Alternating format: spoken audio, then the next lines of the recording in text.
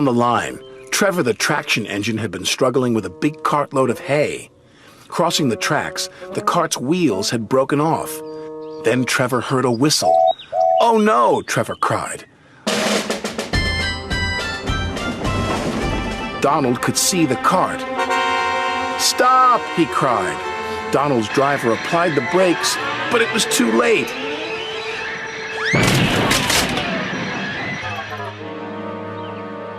Luckily, no one was hurt.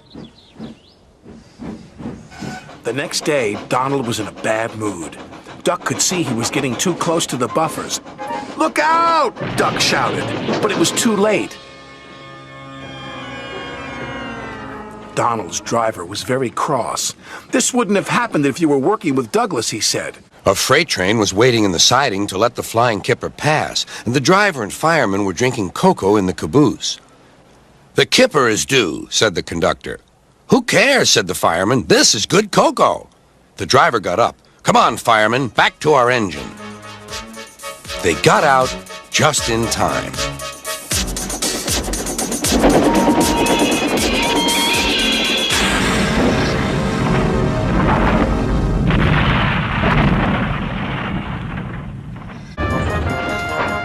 Scarlowe saw Duncan. He was pushing cars a bunting onto the main track.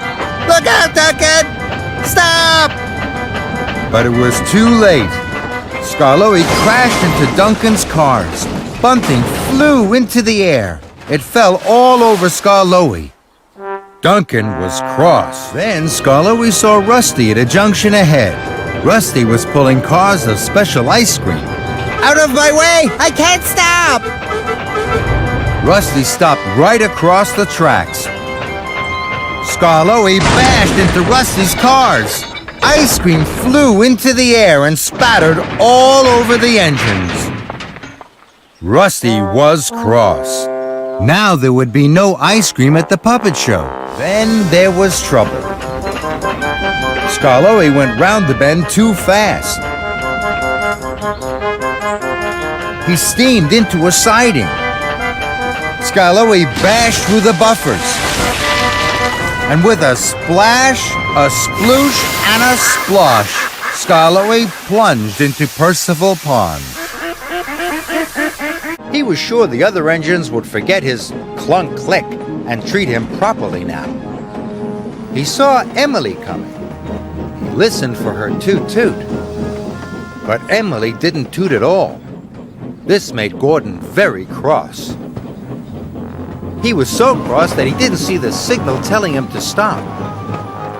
And he didn't see the goods train ahead until it was too late.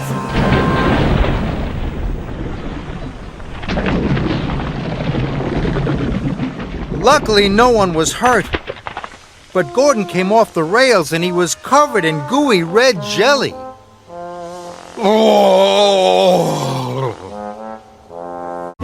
When Emily arrived at the mill, the trucks were more troublesome than ever. "Emily, the late engine! Emily, the late engine!" they sang. This made Emily very cross, and she biffed them very hard. "Oh no!" they cried, and they splashed into the duck pond. Emily was covered in a floury mess. So the next time Thomas saw Harry, he gave him a biff. And when Harry saw James, he gave him a bump.